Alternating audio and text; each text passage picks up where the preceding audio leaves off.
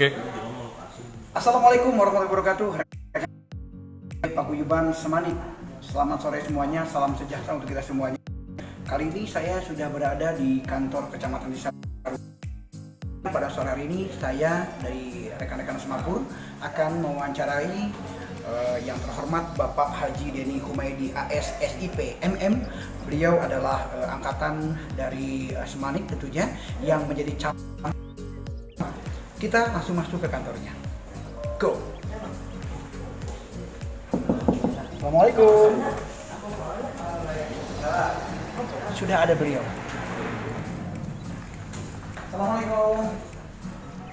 Pemirsa dan semuanya rekan-rekan dari Paguyuban, ini adalah Bapak Haji Denny, camat kita. Bapak, kita bisa ngobrol sebentar? Ya, silakan Bapak. Di mana? Di sini ya. Baik. Alhamdulillah. Kebetulan saya sudah menunggu lama karena beliau sibuk.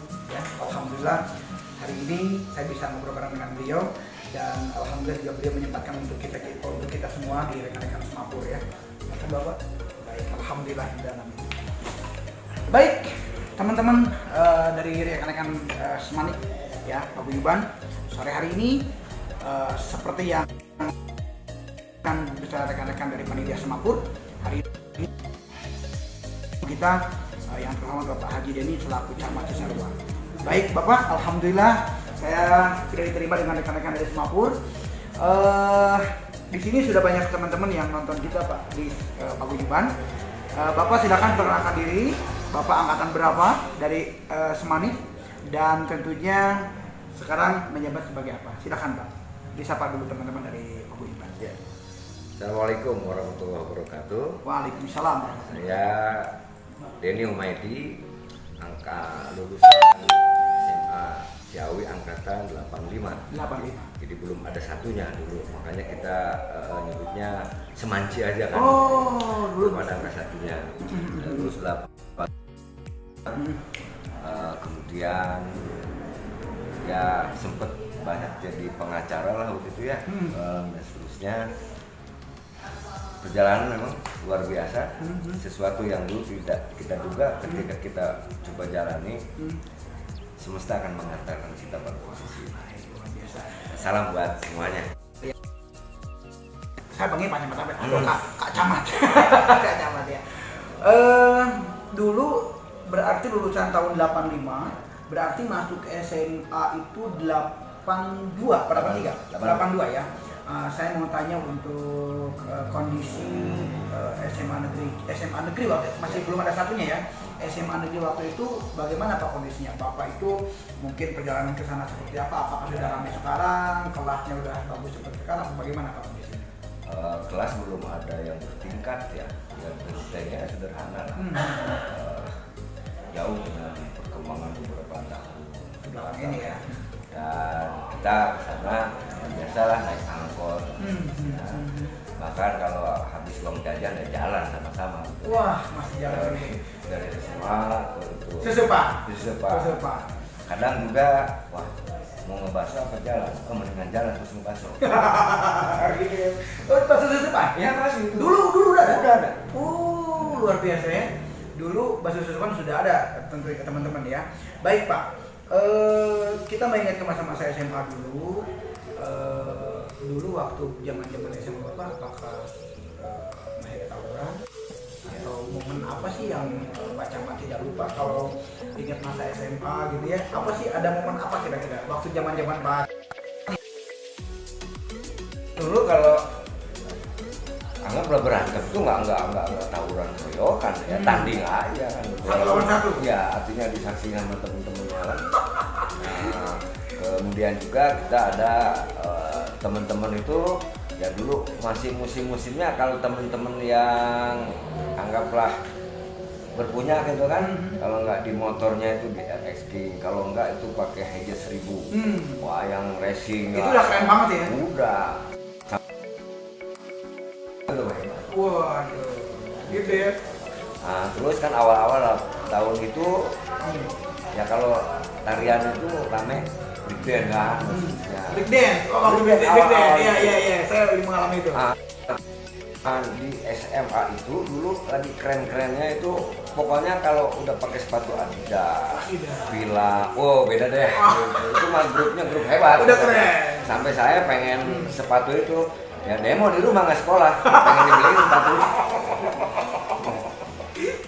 Dan terus ya apa kita kan ada ketentuan ya kantin di dalam ya yang kalau yang agak bader gitu, masih keluar tuh loncat tuh ngumpul tuh kan biasa yang pernah ya biasa kenakalan remaja ya rokok tuh Jarum Super itu masih di angka 400 rupiah seharusnya 400 rupiah. Jadi kalau kita pengen ngerokok udah lempar dulu itu 50 jadi sebungkus jadi proyeknya 400 itu sebungkus? Iya.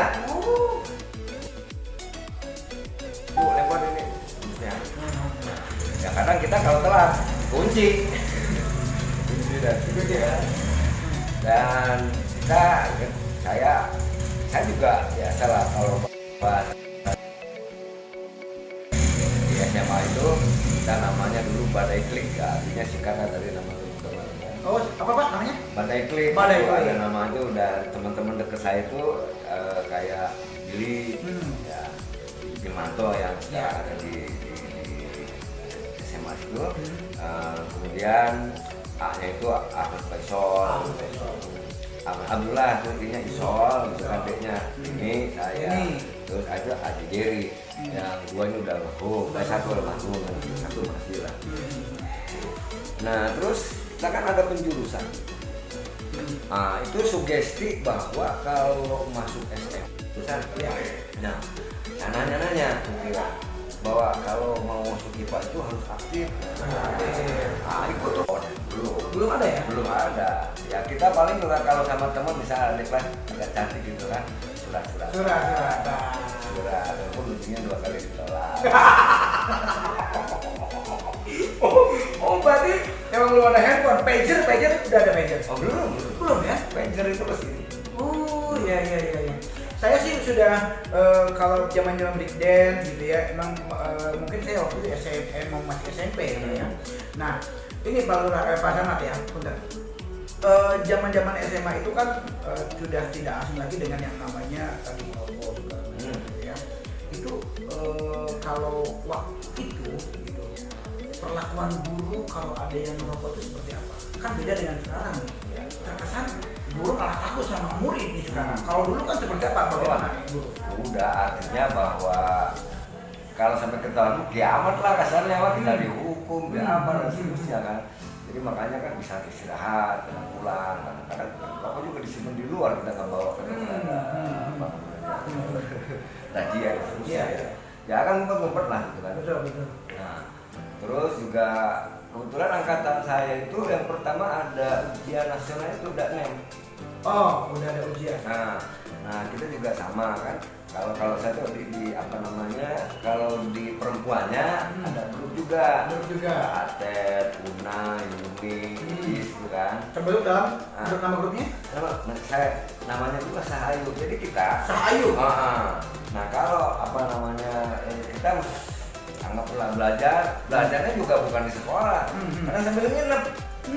Belajarnya di Pila tuh di Bendung. Belajarnya. Oke. Belajar di Pila. Ya masih ada juga yang suka kalau dingin minum dikit. Kadang ngaco. ya artinya maksudnya itu orang tua itu kayak gitu. Iya. Dari situ nah sempat kita persiapan mau ujian saya ingat tuh. Nah kan ada Billy itu orang tuanya kan Pak atasnya lah duta besar ya. Dia harus keluar kan rumahnya kan kosong di Salbenda itu. Nah otomatis kita persiapan ujian itu belajar ujian akhir itu di Semplak di Salbenda. Biasa urunan kan bekal dan seterusnya. Terus habis bekal kan ini makan gimana itu. Saya ingat tuh semoga yang punyanya memaafkan gitu ya. Amin. Apa? Itu kan Billy itu rumahnya luas. Ada ayam tetangga kan. Kita buat makan udah habis. Aduh. Udah. Itu ada itu alat siram. Alat siram dulu kan. Alat siram. Nah, itu pakai racun. apa namanya sangkalin kan, dicampur, campur nasi kan ayam tuh mantap tuh. Udah ayamnya kan liar dah. Liar tewak, buncit, simpen di kulkas. Jadi mau makan itu newak ayam batu. Newak ayam habis bekal udah habis kan udah kita gitu kan. Ya Allah. Aduh gimana ya? Nah, besoknya ada tetangga nyari. Kemana sih? Ayam lah gitu. Jadi ayam tetangga ya, tapi nyariin terus ya. Nyari gitu besoknya. Nggak bilang sampai sekarang. Ya mudah-mudahan yang punya ayamnya juga dikaguyuban Manik ya. Jadi bisa memaafkan ya. Tapi itu masa lalu lah insya Allah. Baik Pak, saya sangat tertarik dengan grup-grup geng-geng dulu ya, zaman pas sama sekolah. Itu memang sudah terbentuk dengan sendirinya. Apa memang setiap kelas itu ada Pak geng-geng? Ada, dan itu nyaris kompetitif ya. Artinya kalau stylenya ini gini, itu masing-masing punya ciri gitu ya. Ya ingin apa namanya heboh-hebohan lah gitu kan. Oh ini kalau kan kita tahu juga kalau grup ini gabungnya sama siapa gitu dan seterusnya. Nah kita kalaupun acara apa namanya acara bersama ya itu, kalaupun pasti milihnya itu sekitar puncak kalau ulang tahun atau ada apa. Ya. Kalau seorang Denny waktu itu bagaimana Pak?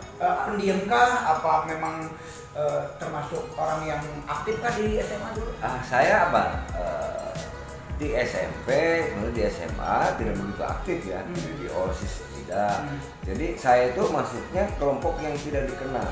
Kalau yang dikenal di sekolah itu, kalau nggak juara pinter, badung sekalian. Nah saya ini tengah-tengah. Jadi nggak kepantau nggak. Iya.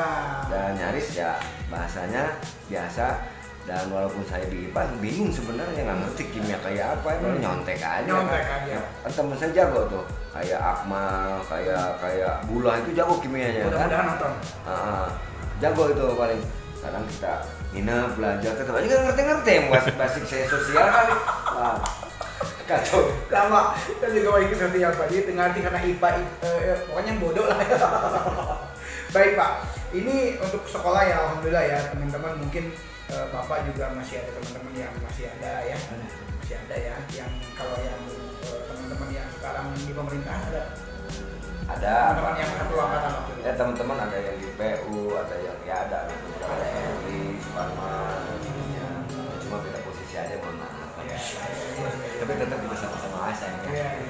Itu Pak dengan Pak Haji Eman Sulaiman yang kemarin saya wawancarai, beliau adalah lurah ya yang jabat satu angkatan ya. Saya dengan beliau satu SMP. Satu SMP.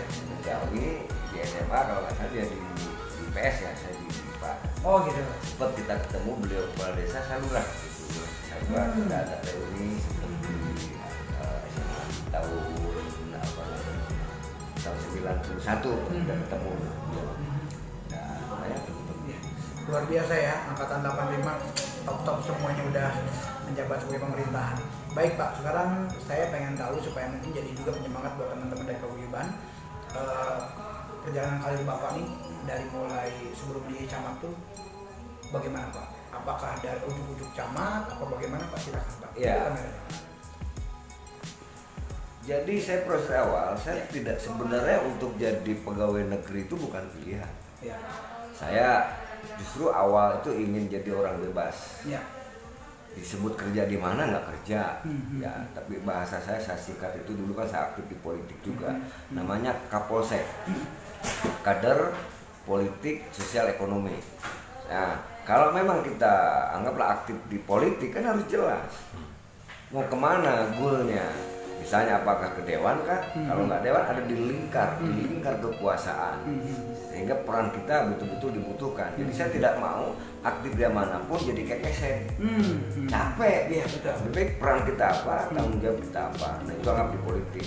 Kedua, kapol politik sosial, S-nya sosial. Mungkin punya yayasan ataupun apa. Ekonominya, saya dulu ya mungkin misalnya punya CP ataupun PT. Jelek-jeleknya saya punya warung kelontong yang artinya apa? Aktivitas saya bebas, tapi untuk nafkah anak istri saya tenang. Jadi mau kerja jam berapapun tidak mengganggu. Sekali turun gunung dapat duit kan. itu tenang. Nah, tetapi bahwa terjadi perubahan 86 sempat juga saya ke Cilegon ya, jadi swasta di Krakatau Steel. Tapi ya bukan nasib lah, saya kembali dari situ saya aktif. 86 saya aktif di organisasi, terus ya mulai dari situ karena basic itu memang itu yang saya pelajari, saya ikuti, mungkin ini jalan saya lewat organisasi ini. Nah kemudian begitu hikmah terjadi pemekaran kecamatan Megamendung tahun 92 dari Cisarua, itu saya aktif di desa. Saya pernah ikut pelatihan, ya kebetulan begitu ketua panitia jadi camat. Nah karena kan kenal, nah tiba-tiba di situ saya ditawari bantu di kecamatan. Tapi saya ketua KNP di kecamatan ini, ketua Karangtoro kecamatan Cisarua, belum ada Megamendung. Ditawari jadi PNS, dan mau nggak jadi pegawai negeri? Lupa enggak, tapi usia saya pada waktu 22 tahun. Saya bilang Bismillah Pak, coba bikin lamaran ke saya dan selesai. Alhamdulillah saya jadi Supwan itu cuma 3 bulan. Jadi pegawai honor 10 bulan, 93 masuk, 94 udah CPNS. Ya memang ya mungkin garis tangan. Orang nanya, Dan ente cepet itu habis berapa? Zaman ayeuna malah untuk kia. Wow, saya tidak sampai hari ini anggap jadi camat. Tidak ada itu berapa impos berapa bulan. Itu kalau diminta minta. Nah itu. Jadi dari situ saya masuk SMA. Ijazah apa namanya? Ijazah SMA. Aktif lah di kecamatan Megamendung. Tiap ganti camat bahasanya manggung terus lah. Tapi SMA apa nggak bisa, di situ saya harus sekolah. Saya pernah 86 itu kan di UT, cuma cuti. Lalu berikutnya saya masuk di Sukabumi di Samsudin.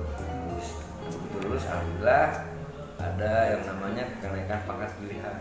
Dari 2C saya lulus 3A. 3B normal, 3B saya dapat kenaikan pangkat lagi. Sebenarnya waktu saya jadi lurah itu pangkat lurah itu eselon 4A itu 3C. Ya 3B. Ya tidak ada yang dilanggar. Masih bisa lah ruangnya. Dari situ 1 tahun dalam pangkat kan harus naik lagi. Betul. Jadi saya dengan kawan-kawan yang starting prajabatan bareng, saya itu 2 pangkat di depan. Ibaratnya kalau lari saya udah 8 tahun di muka kan, ngejarnya. Nah dari situ ya tetaplah harus belajar ya masalah jabatan.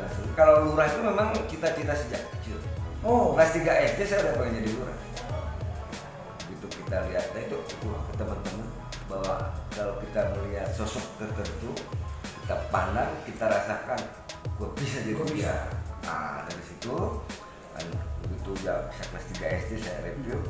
Itu ada kepala desa, dulu kan baju putih tuh, masuk ke kelas, nah oleh ketua kelas siap berdiri, beri salam, kan kita berhadapan tuh, nggak jadi lurah, orang jadi lurah. Nah, sejak itu saya rasakan, sejak itu saya rasakan. Nah kalau masalah kesibukan sejak itu sih. Jadi kalau dulu di SD itu saya begitu sholat subuh berjamaah pasti saya beres ngaji itu jualan mikul gondel apa itu pisang goreng segala macam itu. Kalau sekarang di kampung hotel Puri Apia sampai Mirasari tuh. Puri Apia ini bawah ya? Ya. Keliling itu sampai jam 8. Jam 8 saya sekolah SD sampai jam 12. Jam 12 saya sekolah agama sampai asar main bola, malamnya ngaji lagi. Jadi kalau kesibukan itu memang habit sekali. Dan kemudian juga ketika intinya posisi tertentu itu harus dicapai dengan bagaimana caranya kita memantaskan diri. Nah, kekurangannya akan ada yang melengkapi. Yang penting pantas sekali, lakukanlah apa yang. Jadi waktu pertama kali sebelum menjadi camat ini kan ada beberapa tahapan-tahapan yang memang Bapak sudah jabat ya. KPI, betul ya? KPI, terus langsung menjalankan di lurah atau kepala desa. Sempat. Saya tahu kan beda antara kepala desa lurah. Saya waktu jadi pegawai negeri tahun 99, saya sempat nyalon di Pilkades, di pemilihan kepala desa di Cipayung. Saya urut 2. Ya, urut 2. Tapi saya berkeyakinan jadi begini. Saya kan PNS. Berarti orang desa Cipayung tidak mau saya pakai baju putih.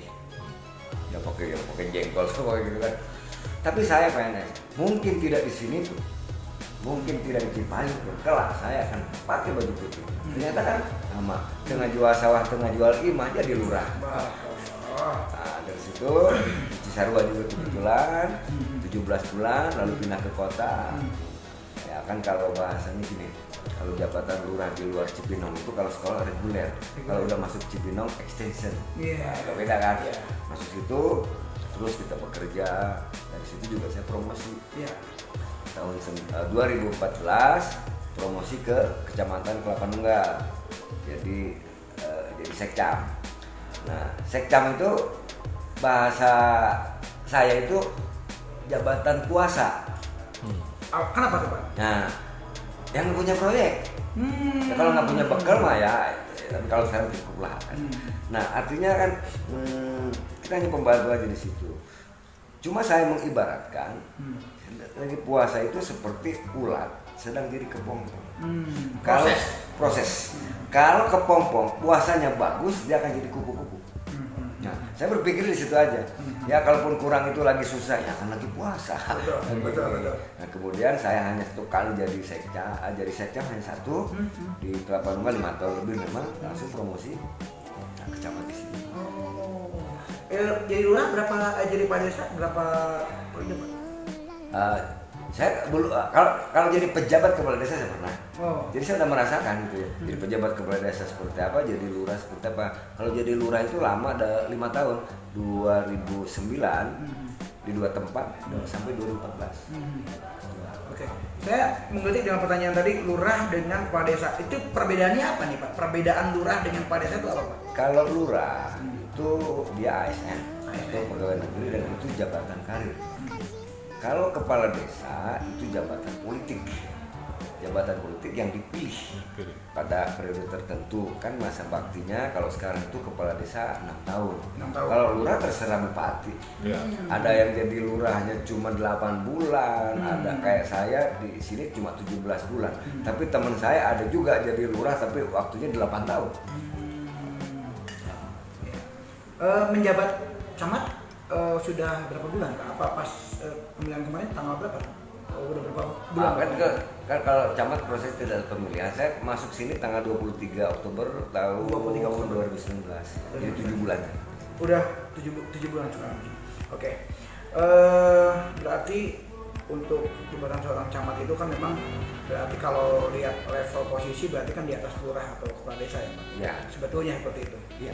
Nah, pertanyaan saya adalah apakah seorang camat itu mempunyai hak atau mempunyai potensi untuk bisa mengatur lurah untuk melaksanakan tugas-tugas di kelurahannya dengan acuan dari kecamatan Pak? Apakah memang desa itu atau lurah itu punya kekuatan sendiri atau punya semacam mengatur kelurahannya sendiri? Apakah memang diatur dari camat Pak? Ya. Jadi bahwa camat itu adalah pembantu bupati. Tugasnya bertanggung jawab bupati melalui sekda. Jadi kita karena kepala desa itu dipilih oleh rakyat, oleh masyarakat. Kemudian anggaplah SK misalnya oleh bupati. Jadi kadang-kadang di situ ruang camat hanya sekedar surat pengantar aja. Surat pengantar. Tetapi bahwa ada beberapa pelimpahan kewenangan dari bupati. Nah, sehingga kita pada berdasarkan pelimpahan itu ya kita sebagai koordinator sebagai apa ya bisa, artinya dalam rangka tugas itu amanatnya adalah di pembinaan dan pengawasan. Pembinaan dan pengawasan. Oke. Baik Pak. Masa sekarang juga masa pandemi. Untuk wilayah Cisarua sendiri sekarang apakah sudah zona aman? Apakah sudah ada yang terpapar? Apakah bagaimana Pak? Silakan. Kalau dilihat dari sisi tata letak ataupun geografis, juga dilihat dari demografis, Cisarua ini adalah daerah yang paling berbahaya. Ya, kita tidak menyikapi, tidak mensiasatinya. Coba bayangkan, tempat wisata banyak yang di mana? hotel banyaknya di mana? Saya Kabupaten Bogor aja sih. Betul. Anggota PHRI jumlahnya 123, 62 itu 62 ada di Kecamatan Cisarua. Belum lagi yang ratusan bahkan ribuan villa yang disewakan ataupun dia. Betul. Terus lagi kita daerah lintasan dari Cianjur, dari Jakarta. Nah, dalam menghadapi belum lagi kita banyak WNA, banyak imigran. Itu kan potensi penularan tinggi. Cepat. Nah, otomatis kita menyikapi ini, bagaimana? Alhamdulillah kita bikin ada namanya gugus tugas. Gugus tugas kita dengan berbagai pihak yang ada di kecamatan kerjasama, kemudian juga dengan di desa saya selaku ketua gugus tugas COVID-19 tingkat kecamatan. Di desa ada yang namanya relawan, yaitu kepala desa, ada CDRW. Nah, kita dengan pola-pola penjagaan dan terus juga penyuluhan tindakan. Nah kita juga ada. Tapi alhamdulillah hingga saat ini kita belum ada yang istilahnya positif. Walaupun terjadi fluktuatif, kita memang bukan daerah zona hijau, tapi saat ini kuning itu dalam arti ada PDP, ada pasien dalam pengawasan. Dan kita harus betul-betul, makanya dari pengalaman saya selaku ketua COVID, dari mana mereka yang terkena, yang nyaris juga, itu rata-rata dari Jakarta. Mereka warga kita yang kerja di Jakarta, dia pulang pergi everyday, masuk ke keluarga dan seterusnya. Kedua juga penyikapan masyarakat, kadang juga berat ya. Satu pihak tempo hari kan ada istilah harus lockdown, harus di stay at home, bla bla bla gitu kan. Tapi kata rakyat, iya gue stay at home, betul ya gue mah. Jadi pertempurannya di situ. Betul. Nah artinya kan bagaimana kita menyikapi seperti itu. Kemudian juga banyak yang terdampak, betul kita ribuan yang terdampak, kita memang kemudian ada juga bansos. Dan kami di sini khususnya jangan sampai ada masyarakat di Cisarua itu yang kelaparan. Saya buka semacam ya lewat saluran WA lah, japri. Ibaratnya kalau ada penduduk mana dan sebagainya, kalau ada kelaparan ataupun ada yang ribet, japri saya. Iya. Japri kita tahu letaknya, kita antar oleh relawan atau ada yang ambil ke sini itu sembakonya dari sini.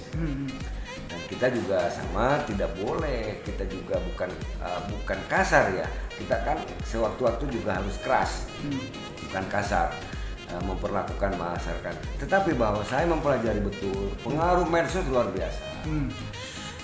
Masalah bansos saja banyak di beberapa tempat kepala desa yang menolak. Kita juga hampir, tapi kita kasih pemahaman, alhamdulillah aman. Kemudian juga yang kebagian nggak kebagian, ya kita sisir sama-sama. Dan menyangkut belakangan ada PSBB. Betul. Ya, pembatasan sosial berskala besar. Di situ kan ada sanksi-sanksi. Saya mempelajari betul yang namanya psikologi massa. Saya pelajari bahwa masyarakat sedang tertekan. Betul. Kalau masyarakat sedang tertekan, kita tekan, dia naik kan? Pasti. Sebodoh amat. Penjara urusan nomor sekian, yang penting aing mayan jelemak kasarnya. Kalau yang penting gua aja. Kepalang. Maka di situ saya apa kira-kira? Misalnya bagi yang tidak menggunakan masker, kan ada di tempat lain, ada yang push up, ada yang bersih-bersih. Saya melihatnya itu bulan puasa. Nurani saya nggak ngasih.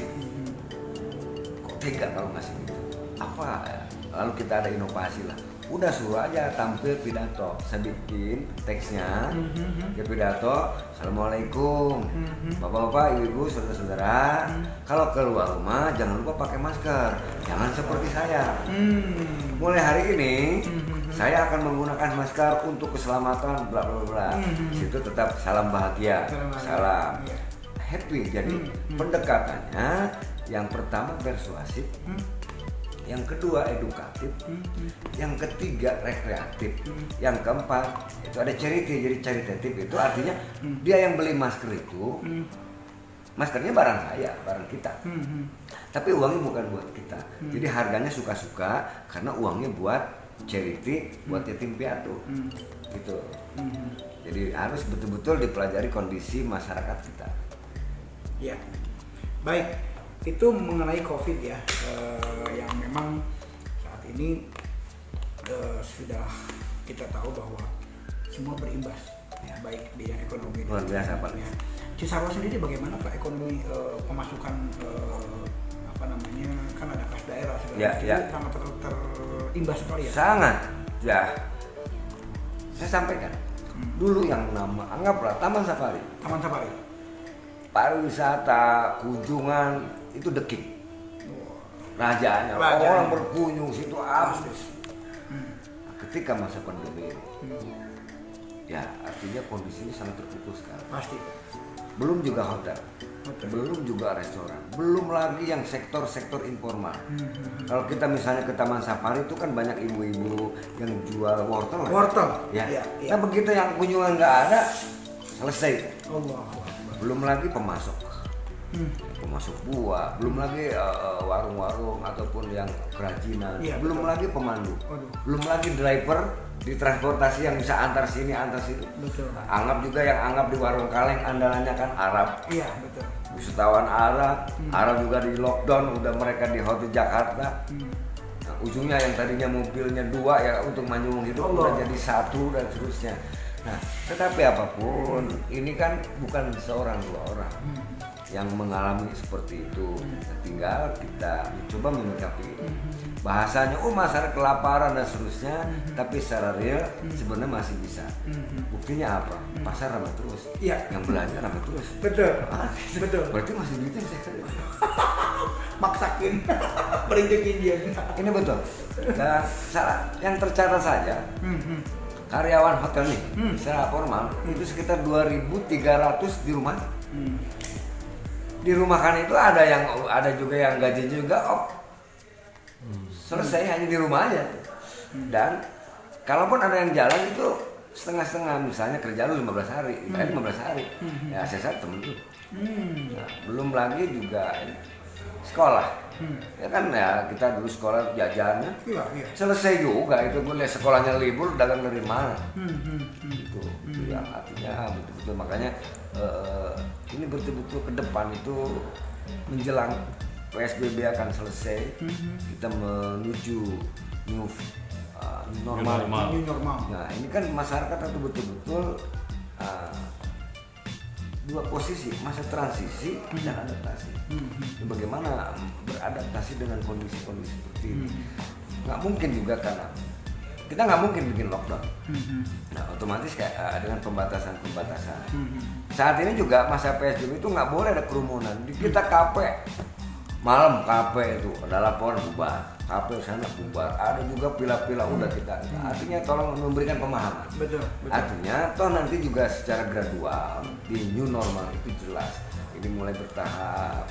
Artinya ini damainya antara kepentingan kesehatan dengan kepentingan ekonomi. Betul. Bagaimana salah satunya tidak bisa dikalahkan. Betul. Nah, memang sih ujungnya adalah bahasanya diserahkan, tapi bukan arti mau-mau. Ya, yang kuat hidup, yang nggak kuat game.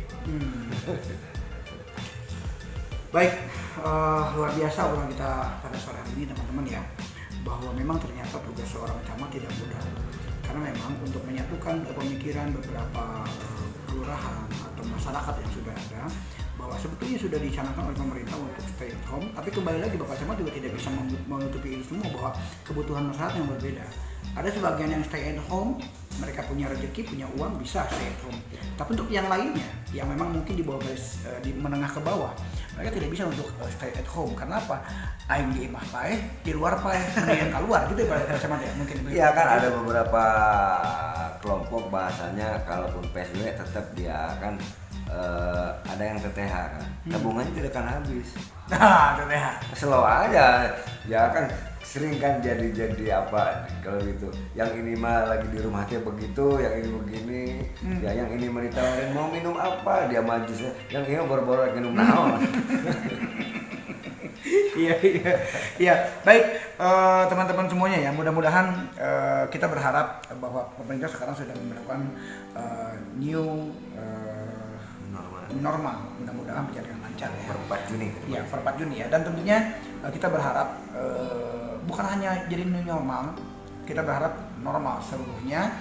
Dan kita juga berdoa tidak berhenti-hentinya untuk mudah-mudahan pandemi di Indonesia segera berakhir.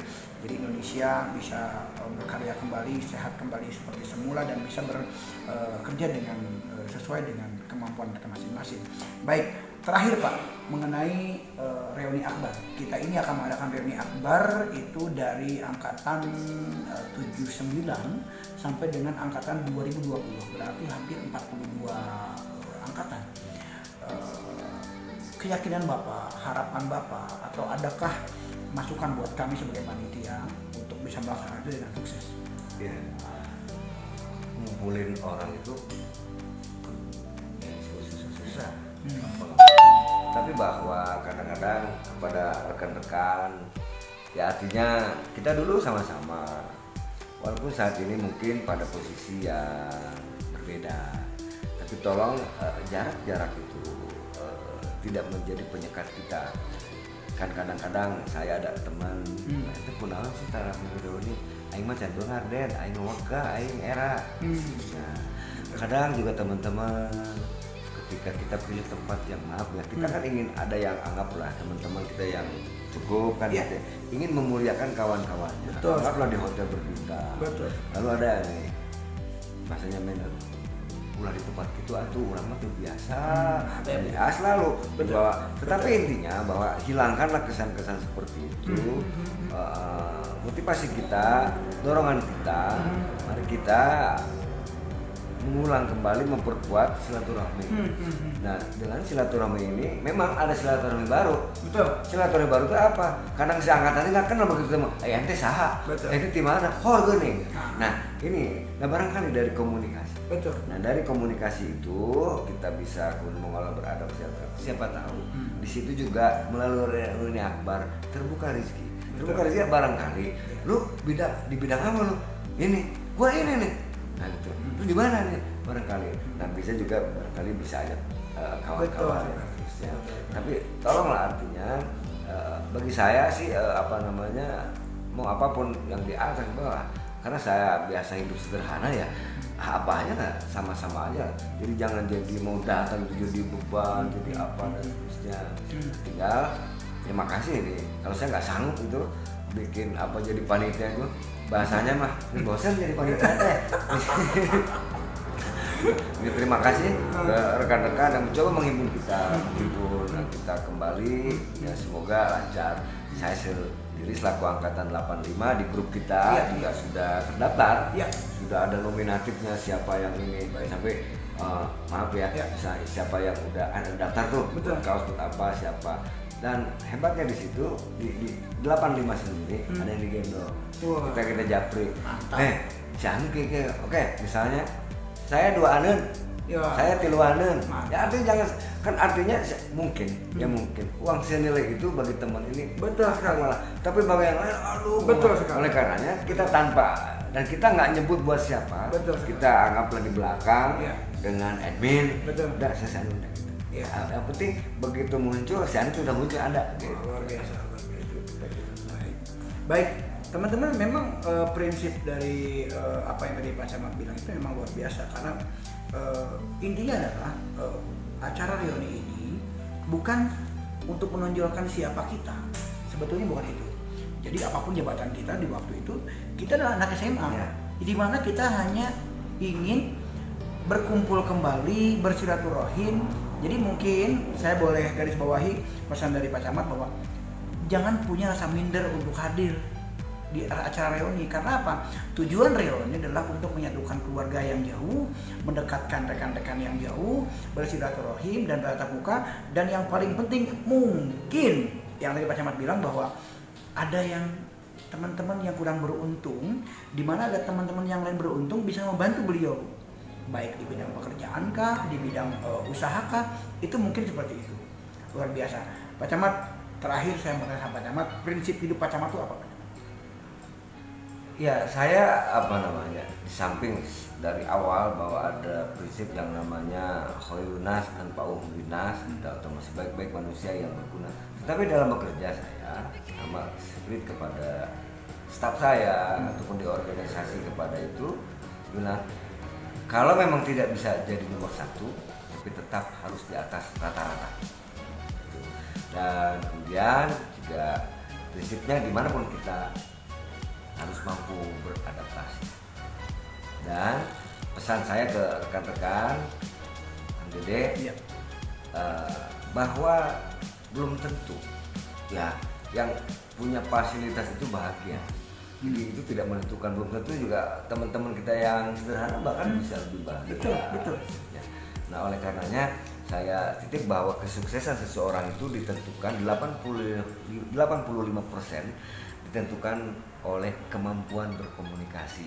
Jadi saya kira teman-teman kalau mengeksplor kemampuan itu dimanapun, saya yakin dimanapun itu dia akan sukses. Luar biasa, hampir 45 menit kita bicara dengan Pak Camat yang sibuk luar biasa. Alhamdulillah bisa menerima kita di acara Semapur ya, Semani punya cerita pada sore hari ini. Dan tentunya saya rekan-rekan Semapur juga berterima kasih buat Pak Camat yang sudah memberikan waktu untuk kita semuanya. Dan untuk yang terakhir Pak Camat boleh memberikan statement buat teman-teman untuk hadir di acara ini. Silakan. Ditunggu di reuni akbar SMA Negeri Ciawi. Kita ketemu, kita berjumpa, kita bahagia. Baik, terima kasih Pak Camat atas waktunya pada sore hari ini. Saya pamit, terima kasih. Ya, terima kasih sekali.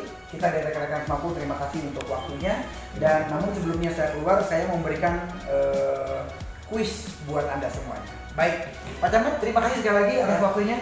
Baik teman-teman, kita akan masuk ke acara kuis ya, yang tentunya apa yang tadi kita obrolkan dengan Pak Camat itu yang pasti akan ada hadiah buat teman-teman semuanya. Oke, semuanya tolong kasih tahu yang masih ada di grup, yang komen di grup, naik semuanya ke line Facebook Paguyuban. Ayo semuanya, ada berapa Kang Heri? Sekarang 17. 17? 19? 19. Oke. Satu lagi, 20 saya akan langsung memberikan kuis untuk Anda semuanya. Stay terus ya. Baik, untuk pertanyaan yang pertama. Tentunya teman-teman kalau yang sudah tadi menyaksikan obrolan saya dengan Pak Camat pasti hafal dengan apa yang saya akan berikan kuisnya. Baik, Pak Haji Deni atau Camat Cisarua ya, waktu itu di zaman SMA beliau mempunyai grup, ada grup laki-laki dan grup perempuan. Tolong sebutkan grup laki-lakinya apa dan grup perempuannya apa, nama grupnya. Oke, jawab dulu semuanya. Sekali lagi, untuk pertanyaannya adalah sebutkan nama grup yang menjadi bagian Pak Haji Deni atau Bapak Camat waktu itu. Nama grupnya apa? Saya tidak menyebutkan siapa namanya karena memang Pak Camat tadi tidak menyebutkan siapa-siapa karena ada beberapa yang rekan-rekan beliau yang sudah meninggal dunia. Saya hanya minta nama grup laki-lakinya siapa, nama grup laki-laki dan nama grup perempuannya apa. Oke, sudah ada yang jawab, Kang Heri? Oke. Pertanyaan yang kedua, oke, pertanyaan yang kedua menyangkut dengan karir Pak Camat ya. Pertanyaan yang kedua, tahun berapakah Pak Haji Deni atau Bapak Camat menjadi PNS, dan sebelum menjadi PNS beliau menjabat sebagai apa? Ada 2 jabatan waktu itu ya, 2 jabatan. Berapa bulan? Jadi jabatannya apa? Berapa bulan? Jadi pertanyaannya adalah yang kedua, tahun berapakah beliau menjadi PNS? Ya, dan sebelum menjadi PNS beliau menjabat sebagai apa? Jadi teman-teman jawabnya gini. PNS tahun sekian, menjabat sebagai ini sekian bulan, dan menjabat sebagai ini sekian bulan. Jadi jawabannya 3. Ya, jadi pertanyaan kedua itu 3 jawaban. Oke. Dan pertanyaan yang ketiga adalah ya, jawab dulu yang tadi. Ya, oke. Pertanyaan yang ketiga adalah, saya tadi menanyakan kepada beliau karena beliau sudah pernah menjabat lurah dan kepala desa waktu itu. Saya hanya menanyakan perbedaannya apa antara lurah dan kepala desa. Tolong jawab dengan jelas perbedaan kepala desa dan lurah. Oke, yang keempat. Dan pertanyaan yang ketiga rasanya, yang keempat sekarang. Yang terakhir mungkin ya, yang terakhir untuk teman-teman semuanya, karena ini ada hadiah untuk teman-teman semuanya ya. Sebutkan dengan jelas prinsip hidup Pak Haji Denny atau Bapak Camat dari Cisarua. Prinsip hidup beliau. Silakan. Oke, baik. Itu 4 pertanyaan yang sore hari ini saya layangkan. Untuk hadiahnya nanti kita akan berikan kepada pemenang yang sudah menjawab di awal komentar dan tepat.